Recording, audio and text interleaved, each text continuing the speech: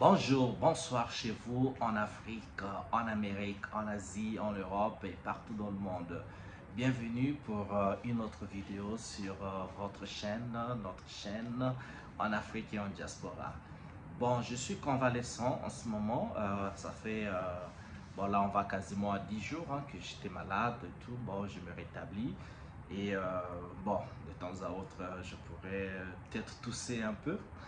Rien de grave, j'ai pris bien soin de moi, mais j'avais pas beaucoup de force pour faire des vidéos.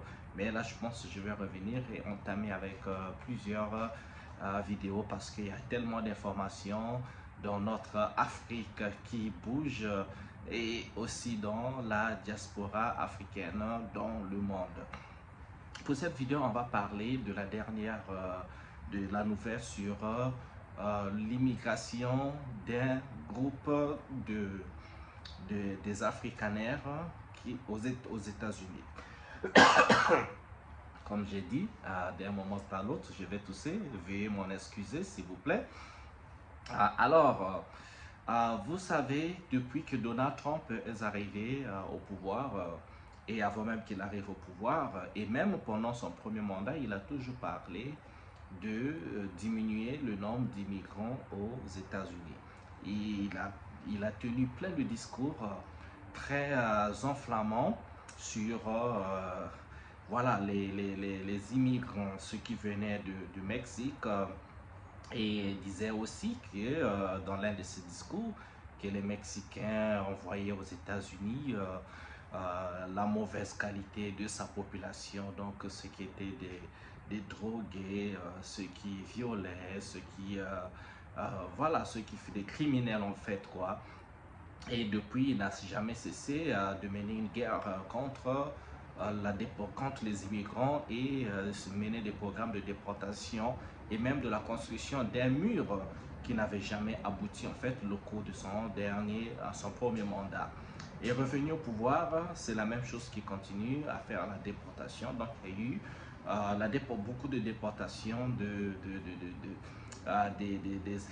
immigrants qui sont venus pour la majeure partie sont venus de l'Amérique latine et des îles également. Mais il faut dire des endroits peuplés par des populations noires ou brunes. Donc dans les îles, il y a eu les Haïtiens, dans les groupes, il y a eu les Cubains, on va toujours dans les Caraïbes, l'Amérique du Sud et tous ces pays-là. Donc, commençons par le Mexique qui est proche des États-Unis et ça va jusqu'à la Colombie, les Honduras, El Salvador, l'Équateur et un peu partout.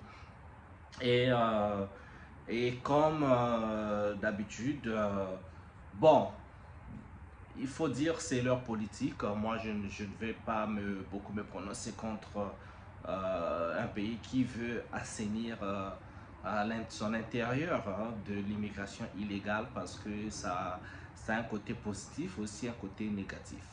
Le côté positif de l'immigration, bon, c'est que vous avez beaucoup d'entreprises qui vont se retrouver avec une main-d'œuvre quasiment gratuite. Et le côté négatif, c'est bon, les gens qui viennent, s'il y a des criminels, s'il y a voilà, la corruption culturelle, des influences, parce que vous savez, un choc de culture, vous parlez pas la même langue, vous mangez pas la même nourriture, plein. Bon, voilà, bref, on reviendra peut-être sur ça. Je ne veux pas m'étayer sur le pour et le contre de l'immigration, mais je le dis tout simplement pour faire vous comprendre que Donald Trump a mené cette politique donc de la déportation de masse. Et parmi les gens déportés, il y a eu même quelques cas où c'était des citoyens américains en fait. Il y a un jeune qui, donc les ancêtres viennent, je pense, de El Salvador, mais il est américain, il a le statut américain, il a été déporté, je pense pas erreur, parce que vous savez, hein, pour beaucoup de blancs, quand vous n'êtes pas blanc, vous ressemblez à un latino, vous êtes mexicain, on vous confond tous. Pour beaucoup de blancs, si vous êtes noir, ben, vous vous ressemblez tous. Donc, je ne sais pas pourquoi, mais bon, c'est comme ça. Nous ne sommes pas là pour parler de ça. Donc, il y a eu des bavures. Et il y a eu même des cas où les enfants étaient citoyens américains et la maman ou les parents n'étaient pas citoyens américains. Il fallait déporter les parents, mais comme les parents ne peuvent pas laisser des mineurs aux États-Unis, il y aurait peut-être personne pour prendre soin de ces mineurs.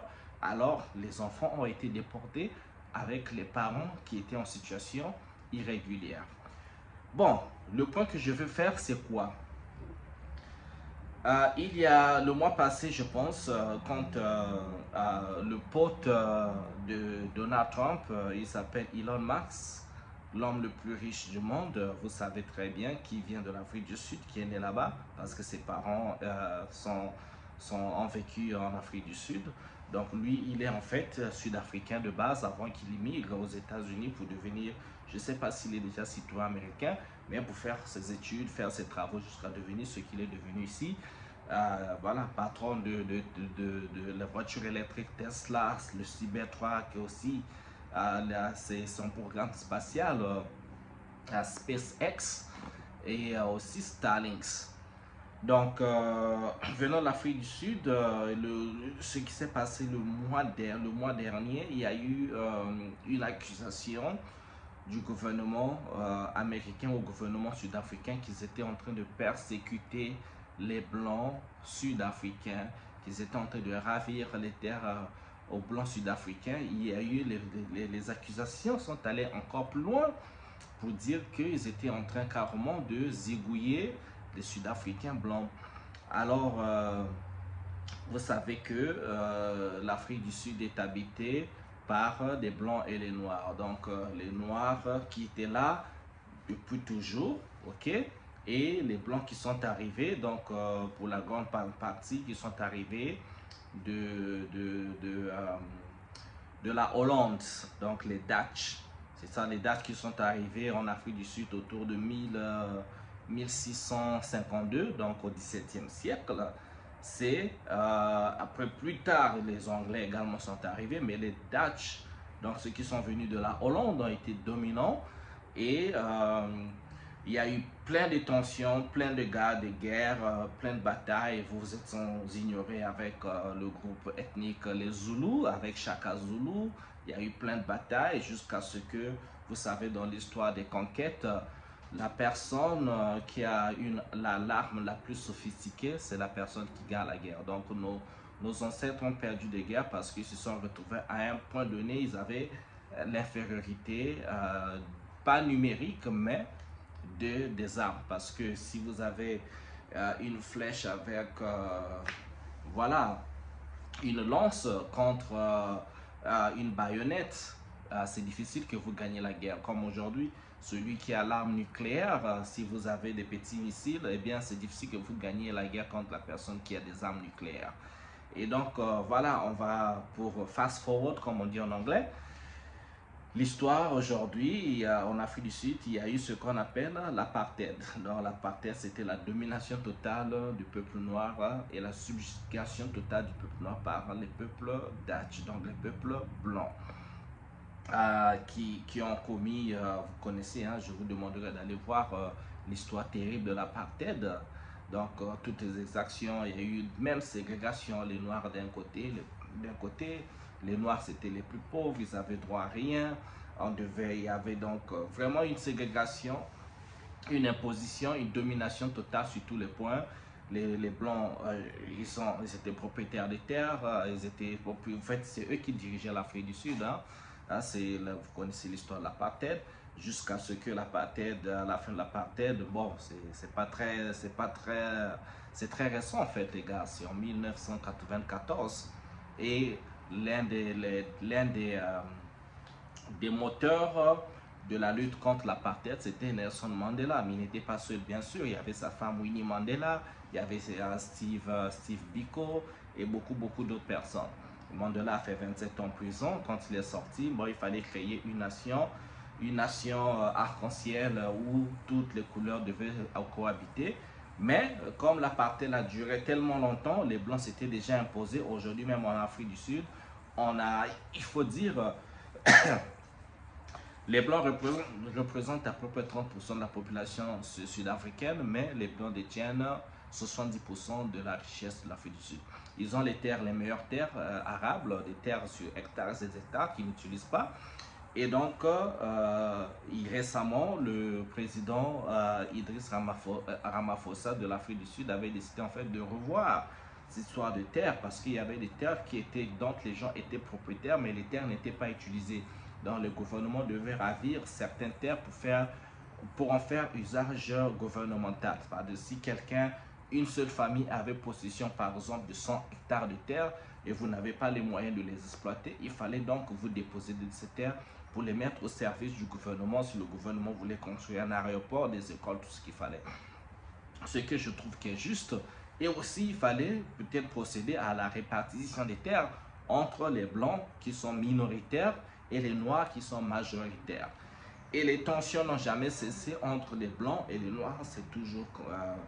il y a toujours des tensions. Et il existe même en Afrique du Sud une communauté blanche qui est carrément dans la ségrégation. Ils ont leurs écoles, leur économie. Les noirs ne rentrent pas à l'intérieur. On fera une vidéo sur ça prochainement. Et donc, depuis que Elon Musk a commencé à travailler avec Donald Trump, avec leur programme Doge, on ne sait pas si c'est Elon Musk qui a soufflé à Donald Trump parce que nous savons que Donald Trump, bon, il s'intéresse aux États-Unis, il s'intéresse à son argent, mais il ne s'intéresse pas au reste du monde. Il ne s'intéresse pas à l'Afrique du Sud et tout ça. Il ne s'intéresse pas à tout ce qu'il y a. Si on ne le souffle pas à l'oreille, il ne peut pas savoir. Et donc, il avait décidé de ramener les Sud-Africains, les Afrikaners, comme on les appelle, aux États-Unis. Et il y avait aussi, avant qu'on arrive à là, un groupe de Sud-Africains, en fait, et parmi les leaders de ce groupe africaner, c'était quelqu'un, j'ai oublié son nom, je trouverai, peut-être pour une prochaine vidéo, qui était en fait récemment immigré en Afrique du Sud, mais qui venait de l'Angleterre. Mais la solidarité blanche oblige à mener ce mouvement-là. Ils avaient même fait un voyage aux États-Unis pour rencontrer Donald Trump pour, voilà, baser leur scénario sur du mensonge et le résultat. On a eu aujourd'hui, à peine hier, un groupe d'Afrikaners qui ont été en fait ramenés aux États-Unis. Vous savez, l'immigration, c'est en général quand on immigre, c'est la personne qui quitte son pays pour aller dans un autre, n'est-ce pas? Mais cette fois-ci, les Américains ont envoyé un avion. L'avion est allé en Afrique du Sud chercher ce groupe d'Afrikaners pour les amener aux États-Unis. Donc, le programme va consister de rapatrier pour un premier temps 8000 Afrikaners. Ça va s'arrêter à quel nombre? Nous, on ne sait pas. Donc, ils sont arrivés aux États-Unis. Donc, ce qui va se passer, leur processus d'intégration sera accéléré. Ils vont recevoir la citoyenneté américaine. Ils seront logés, donc droit à housing, la maison, la sécurité sociale, les jobs. En fait, ils seront intégrés dans la société avec tout ce qu'il faut pour démarrer leur vie.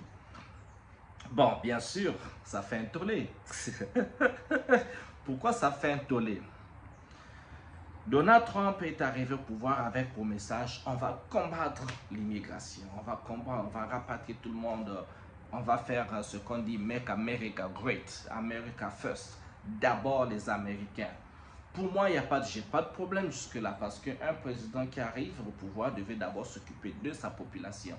Et si les Africains dans leur pays pouvaient comprendre ça, nos présidents, nos leaders pouvaient faire de leur population la priorité, je pense que beaucoup de peuples en Afrique ne chercheraient même pas à partir, à quitter l'Afrique.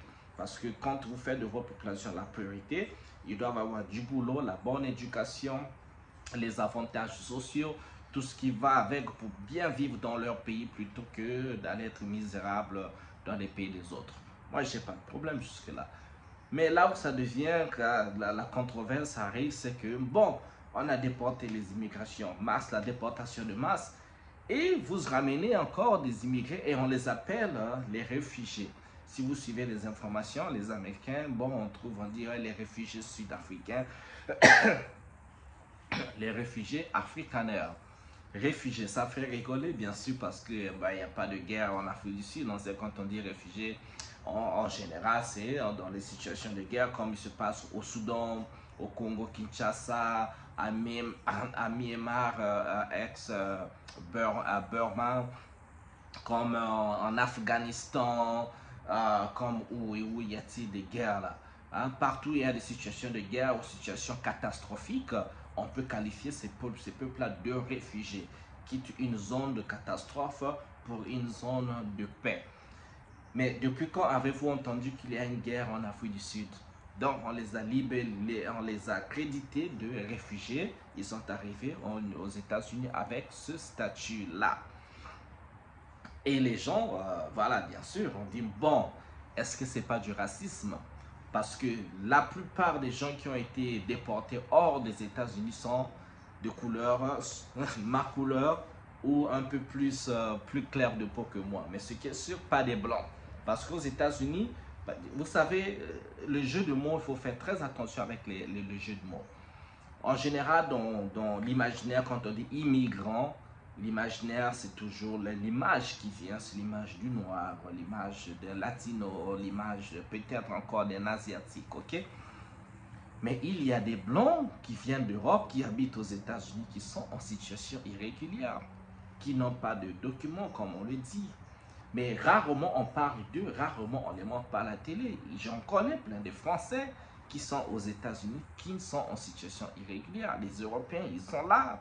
Mais vous ne verrez jamais à la télé qu'on est en train de déporter les Européens vers l'Europe, qu'on est en train de déporter les Australiens en situation irrégulière vers chez eux, qu'on est en train de déporter, il y a quoi d'autre là dans le monde des Blancs. Vous n'entendez jamais ça. Bon, tout à coup, il faut ramener les réfugiés afrikaners. Alors, tous ces réfugiés afrikaners sont tous blancs. Alors, vous voyez ce qui se passe, le 2.2. Regardons la vidéo un instant. Regardons comment est-ce que, à quoi est-ce qu'il ressemble. Voilà, on regarde la vidéo tout de suite pour voir un peu cette masse, les gars qui sont arrivés aux États-Unis. À tout de suite, les gars. Voilà. C'est ça le groupe d'Africains, tous blancs, venus en train de fuir. Après, je me dis, vous voyez, ce qui m'intéresse dans tout ça, c'est ce qui est intéressant, c'est la solidarité des blancs. Ça, je le dis toujours aux Africains. Notre salut à nous en Afrique, c'est l'unité africaine. On doit être unis. Tant qu'on ne sera pas unis, les gars. Les blancs aujourd'hui, qu'ils soient de n'importe quelle nationalité, vous vous attaquez à un blanc, à un cheveu d'un blanc dans le monde, c'est tous les blancs qui viendront pour les sauver. Les Afrikaners, hein, avant c'était eux, Afrikaners, ils sont africains, et oui, ils parlent leur africaner, mais ils sont sud-africains. Mais à cause de la couleur de leur peau, à cause d'une certaine situation, bon, voilà. Et je vous dis que ça, ce sont des pauvres sud-africains parce que les riches sud-africains blancs ne quitteront jamais l'Afrique du Sud. Pourquoi ils vont quitter l'Afrique du Sud pour venir aux États-Unis faire quoi? Et ceux qui sont venus aux États-Unis, ils vont voir, ils ne connaissent pas l'Amérique. Dès qu'ils vont commencer à payer les taxes, dès qu'ils vont commencer à être confrontés avec la proximité avec les Noirs des États-Unis, et ils sont en train de fuir les Africains là-bas pour venir se cohabiter avec les Noirs des États-Unis, eh bien, je suis sûr que dans une année ou deux, il y en a qui vont repartir en Afrique du Sud. Et on dit aussi que ce sont des fermiers. Je dis non, ce n'est pas des fermiers. Les fermiers sud-africains qui a des plantations, qui est riche, il va quitter ses plantations et tout pour venir aux États-Unis. Pourquoi? Sur un narratif de mensonger, c'est le mensonge. On dit, bon, on déposait les fermiers de leur terre. Non, ça s'est passé au Zimbabwe, de Robert Mugabe. Mais non, ça ne se passe pas en Afrique du Sud, tout le monde le sait. Mais les médias occidentaux, comme d'habitude, ils sont toujours dans la manipulation, toujours dans le mensonge, toujours en train de changer l'histoire, de raconter tout ce qui leur arrange pour pousser leur narrative, toujours en train dans le boulot du diable, comme j'aimerais le dire. Et c'est ça que, dès que, voilà, pour ceux qui sont connectés à ces médias-là, et vous finissez par croire, c'est ce qui se passe en Afrique du Sud. Bon, pour clore, pourquoi cette attaque aussi sur l'Afrique du Sud? Vous vous rappelez qu'aujourd'hui, il y a une guerre, bon, il n'y a pas de guerre, hein, en fait, la Palestine est sous le contrôle d'Israël.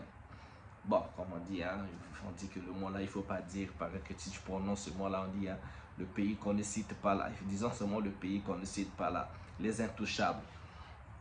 Donc, la Palestine est sous le contrôle des intouchables. Vous voyez ce qui se passe à Gaza, nous sommes à plus de 50 000 50 000. Ok? Et le gars, le maître des intouchables, avait été accusé, a été traîné à la CPI, Cour pénale internationale, par l'Afrique du Sud, disant qu'ils sont en train de commettre un génocide. Et depuis là, vous avez vu, je me demande, est-ce que ça n'a pas rapport avec ça? On reviendra sur ça sur une prochaine vidéo, mais pour clore mon message, c'est pour les Africains. Notre unité, les gars. Les gars là, les Blancs seront toujours unis, quelle que soit sa nationalité, ils sont ensemble. Vous voyez, hein, le pays des intouchables, ils sont là-bas, au Moyen-Orient, mais tous les pays européens, tous les pays occidentaux les soutiennent. Peut-être pas les pays slaves, comme on dit, hein, la Finlande et autres, ils ont une certaine culture, mais tous les pays, les occidentaux, tout ça, ils sont tous derrière. On croirait que c'est eux, en fait, leur cerveau, c'est là-bas, au pays des intouchables. Voilà, je vais terminer ma vidéo ici. On va se retrouver à une autre prochaine vidéo. Laissez les commentaires, laissez, voilà, j'aime comme ça si vous voulez. Partagez, ça ferait du bien. On se retrouve à une prochaine vidéo. Je vais retrouver ma vigueur, mon énergie, petit à petit,